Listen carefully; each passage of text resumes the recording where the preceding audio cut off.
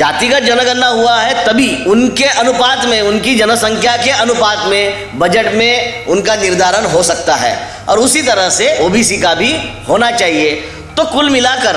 यहाँ 85% जो भी जनसंख्या जो मूल निवासी बहुजन समाज की है और जो सही मायने में शोषित है, पीड़ित है, वंचित है, और वे लोग पूरी तरह से शासन प्रशासन की भागीदारी से वंचित है, और इसलिए शासन प्रशासन में उनका एडिक्वेट रिप्रेजेंटेशन नहीं होने के कारण हम सही मायने में समाज और एक सशक्त राष्ट्र बनने से हम जो है हम वंचित रह जाते हैं। हमारे सभी क्रांतिकारी महामानवों को मैं अभिवादन करता हूँ, और आज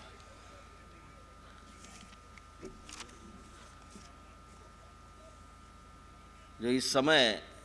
हमारे ये स्वर्ण महोत्सवी वर्ष वामसिप का है और 40वां राष्ट्रीय अधिवेशन, इसमें जो अभी विषय हमारा चल रहा है जाति आधारित जनगणना की वादा खिलाफी और सामान्य जनगणना टालने के षड्यंत्र का भंडाफोड़, ये विषय हमने आज ही लिया ऐसा कुछ नहीं है। गए 15-20 साल से हम इस विषय को लगातार ले रहे हैं। ख़ास तौर पे 90 के दशक में जब मंडल आयोग की घोषणा हुई लागू करने की, और उसके तुरंत बाद ओबीसी जो कैटेगरी है मूल निवासी बहुजन समाज की, मूल निवासी बहुजन समाज में जो ओबीसी का तबका है, ख़ास तौर पे राष्ट्रीय स्तर पर उनका जो प्रतिनिधित्व होना चाहिए था मंडल आयोग, वैसे मंडल आयोग की भी सिफारिशें जो थी वो 27% थी, लेकिन संविधान का जो कहना है कि हमें एडिक्वेट रिप्रेजेंटेशन होना चाहिए, और इसके पहले भी हमने भी एक नारा दिया है कि हमारी जनसंख्या के अनुपात में एक एडिक्वेट रिप्रेजेंटेशन जो है तो वो होना ज़रूरी है। और यहाँ जहाँ तक कि हम 1931 की जनगणना को आधार मानते हैं, तो वहाँ ओबीसी का जो तबका है वो 51% है, सिफारिश 27% की है, और वास्तव में लागू की तब 19% ही लागू किया, और जब देने की बारी आई तो 10-12% पर हम रुक गए, और तब से लगातार निजीकरण यानी कि जो एलपीजी का जो भी पॉलिसी आया उसकी वजह से वैसे भी सरकारी जो भी यंत्रणा है, जो सरकारी यंत्रणा है, उस यंत्रणाओं में बड़े पैमाने पर जो भी काटछाट की गई, तो उसमें पहले ही नौकरियां कम हो गई, और उसमें भी हम जब शासन प्रशासन में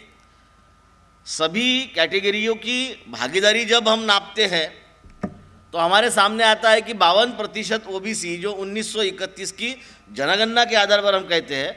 वो 10 या 12% पर आ जाते हैं, यानी कि सबसे बड़ा अन्याय इस देश में ओबीसी पर हो रहा है। और इसीलिए एक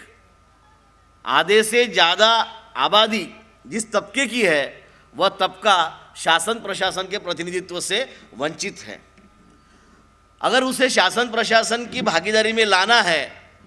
तो उतना प्रतिशत उसे देना ज़रूरी है, और संविधान की भी मूल धारणा जो है और जो भावना है 9वीं अनुसूची है, और इस धारणा को अगर हम देखते हैं तो ओबीसी को जो प्रतिशत है वो उतने प्रतिशत मिलना चाहिए। तमिलनाडु में साउथ के इसमें उतना दिया भी गया 9वीं अनुसूची के आधार पर, लेकिन हम लगातार ये देखते हैं कि जब से हम जाति आधारित जनगणना, क्योंकि एक तरफ शेड्यूल कास्ट और शेड्यूल ट्राइब इनकी जातिगत जनगणना होती है तो उससे जातिवाद नहीं बढ़ता है, लेकिन अगर ओबीसी की जातिगत जनगणना होती है तो जातिवाद बढ़ जाता है। ये जितनी भी सरकारें बैठी है, सरकार में जितने भी आज तक जो भी सरकार के प्रतिनिधि बैठे हैं, तो उन लोगों ने ये लगातार उनका अपना एक बयान दिया है कि भाई इससे जाति, हमें जाति कम करनी है, जातिवाद कम करना है और इससे जातिवाद बढ़ता है, ऐसी बहुत सारी बातें वो और बहुत सारे जो उसके जो कारण वगैरह वो देते हैं। लेकिन तभी वो ये भूल जाते हैं कि SC ST का जब जातिगत जनगणना हुआ है तभी उनके अनुपात में, उनकी जनसंख्या के अनुपात में बजट में उनका निर्धारण हो सकता है और उसी तरह से OBC का भी होना चाहिए। तो कुल मिलाकर यहाँ 85% जो भी जनसंख्या जो मूल निवासी बहुजन समाज की है और जो सही मायने में शोषित है, पीड़ित है, वंचित है, और वे लोग पूरी तरह से शासन प्रशासन की भागीदारी से वंचित है और इसलिए शासन प्रशासन में उनका एडिक्वेट रिप्रेजेंटेशन नहीं होने के कारण हम सही मायने में समाज और एक सशक्त राष्ट्र बनने से हम जो है हम वंचित रह जाते हैं। तो इन बातों को वो सत्ता में बैठे वाले जो लोग हैं उनको उससे कुछ लेना देना नहीं, उनको तो किसी भी हालत में इसे रोकना है। और इसीलिए आर्टिकल 340 के अंतर्गत उन्हें जो शुरुआत से देना था तो उन्होंने शुरुआत में से ही उसे गड़बड़ी करते हुए उसे 1990 तक लाकर खड़ा कर दिया। 40 साल तो उन्होंने वैसे पहले ही बेकार कर दिए, फिर बाद में क्रिमिलेयर लगाकर उसमें और उसमें अड़ंगे डाल दिए, उसमें बाधाएं डाल दी। और फिर बाद में जब उनकी संख्या के अनुपात में देने का सवाल आया है तब जातिगत जनगणना जो है तो वो टालने की कोशिश उन्होंने लगातार की है। अब उनकी जो ये हो गई, अभी इतना ये हो गया है कि अभी 2021 की जो सामान्य जनगणना है वो तक अभी उन्होंने टाल दी है। हालांकि जनगणना ही नहीं चाहिए, लेकिन जनगणना नहीं होगी तो बजट का वितरण नहीं होगा। बजट का वितरण अगर सही मायने से और सही ढंग से होना चाहिए तो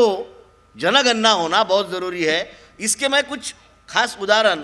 यानी कि मलिक अंबर से लेकर, अगर हम अकबर के ज़माने में जाते तो मलिक अंबर ने भी पहले ज़मीन का ये कर लिया, जायजा ले लिया, तब वो खाने शुमारी गिनते थे, अपने राज्य में कितने लोग रहते हैं, क्या रहते हैं। भले ही उनके रिकॉर्ड अंग्रेजों जैसे अपडेट नहीं है, लेकिन उन्होंने इन मामले में हमेशा एक सावधानी बरती है और उस बारे में उन्होंने किसको कितना और कहाँ कितना देना चाहिए, कितना कहाँ पे किस तरह से मुआयना करना चाहिए, इस बात का उन्होंने ध्यान रखा। और जहाँ कल्याणकारी राज्य की शुरुआत जब छत्रपति शिवाजी महाराज ने अपने महाराष्ट्र में की, तब उन्होंने भी अपने स्वराज्य के अंतर्गत जो भी उनकी रयत है तो उस रयत का उन्होंने, उसकी खाने शुमारी कहते हैं उसे, तो खाने शुमारी यानी जनगणना का ही एक प्रकार है। तो उसमें से उन्हें यह पता चलता था कि कहाँ कितने लोग और किस स्थिति में है और उन लोगों को हमने क्या करना चाहिए, वहाँ पे कौन से काम करने चाहिए, कौन सी मूलभूत जो विकास की सुविधा है वो सुविधाएं देनी चाहिए। इन बातों पर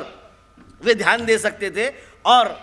लोगों का कल्याण करने की दिशा में योजनाओं को, परियोजनाओं को वो बनाकर उस तरीके से करते थे। मैं थोड़ा डिटेल में दो बातों पर जाऊंगा। एक, राष्ट्रपिता ज्योतिबा फुले जी ने हंटर कमीशन के सामने जो एजुकेशन के मामले में दिया था, तब भी उन्होंने ये बताया था कि आने वाले समय में शिक्षा लेने वाले लोग बढ़ने वाले हैं और जब वो शिक्षा लेने वाले लोग बढ़ेंगे अलग अलग क्षेत्र में, तब उस अलग अलग क्षेत्र में उनको रोजगार देना भी ज़रूरी होगा और इसलिए पर्याप्त मात्रा में उनके शिक्षा के अनुपात में रोजगार भी उपलब्ध हो और उनका डेवलपमेंट हो और शिक्षा का सही मायने में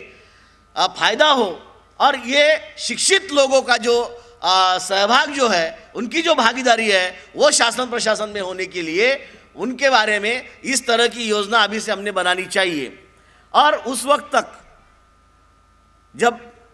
राष्ट्रपिता ज्योतिबा फुले जी ने इस बात को रखा था हंटर कमीशन के सामने, तब तक जनगणना की जो ये है बात है वो शुरू हो गई थी और अंग्रेजों ने जनगणना शुरू कर दी थी। बाद में हम शाहू महाराज की तरफ आते हैं, जहाँ बाबा साहब कहते हैं कि शाहू महाराज क्या है, तो शाहू महाराज अ पिलर ऑफ सोशल डेमोक्रेसी, सामाजिक लोकतंत्र का आधार स्तंभ अगर कोई है तो वो शाहू महाराज है। अगर आपको सही मायने में सामाजिक लोकतंत्र देखना है, सामाजिक लोकतंत्र किस तरह से ऑपरेट होता है और किस तरह से लोगों की भलाई करता है, लोगों का कल्याण करता है, लोगों को अपग्रेड करता है, उनका उत्थान करता है, यह अगर देखना है तो हमें शाहू महाराज के कारोबार जो है उनका वो देखना चाहिए। और उसमें शाहू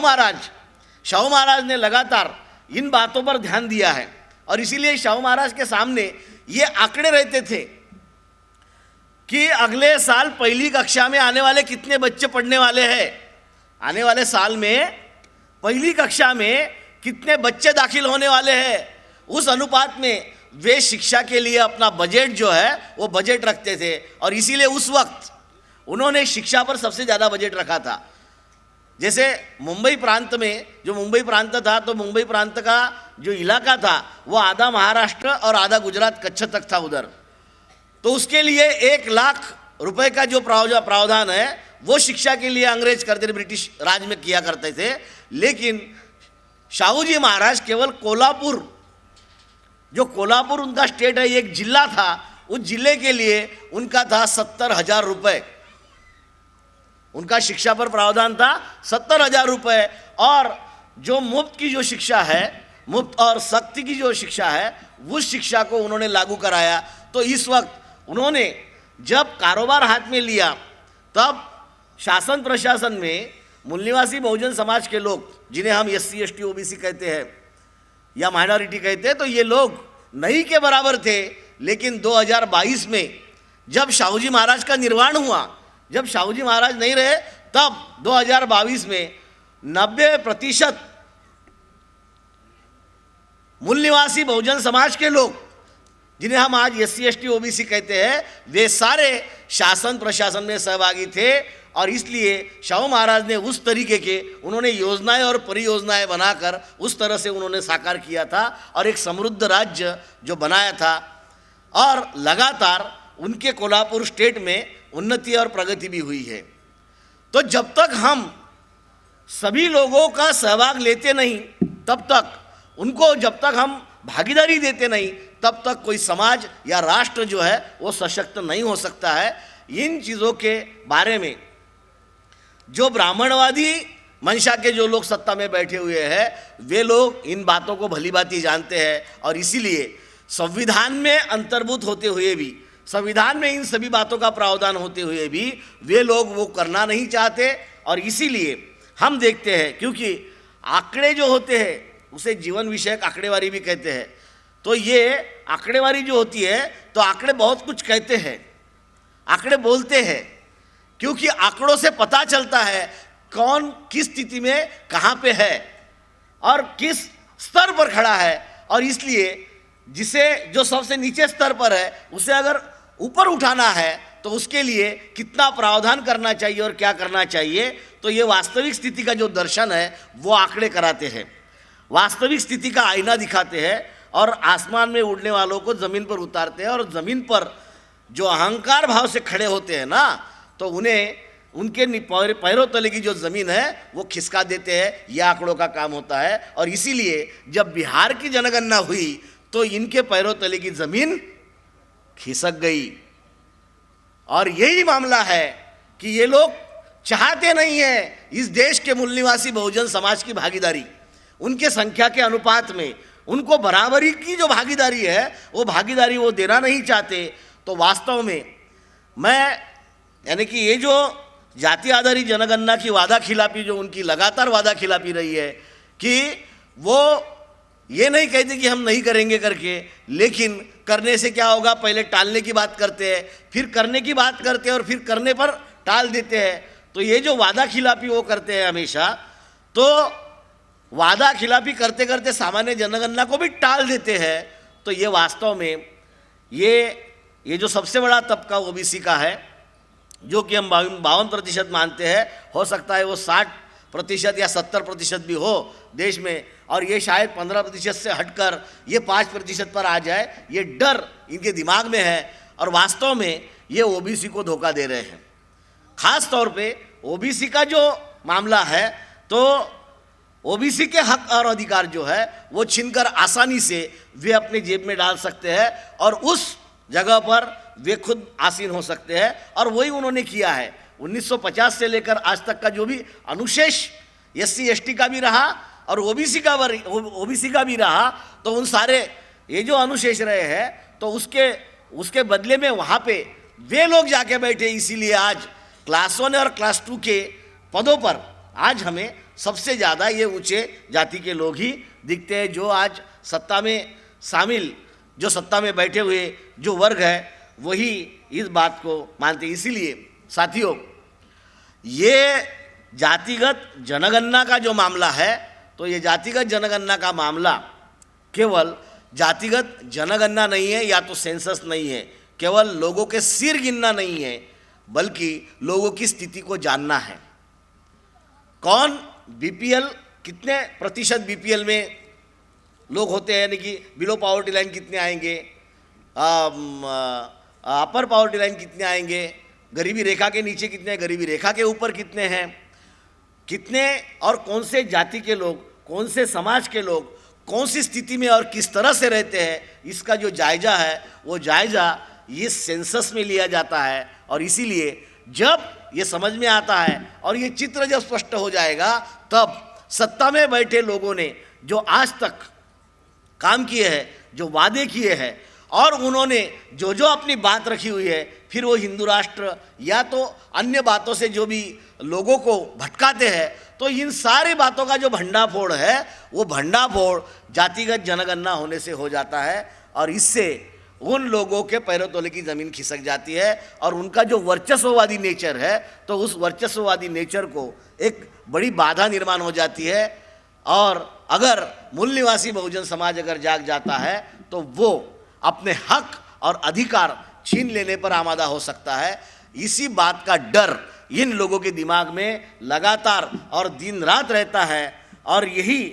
इनका भंडाफोड़ है। बाकी भंडाफोड़ तो और अध्यक्षता में हो जाएगा, लेकिन मैं इतना ही कहूँगा कि इस देश के मूल निवासी बहुजन समाज को उनके हक और अधिकार से वंचित रखने की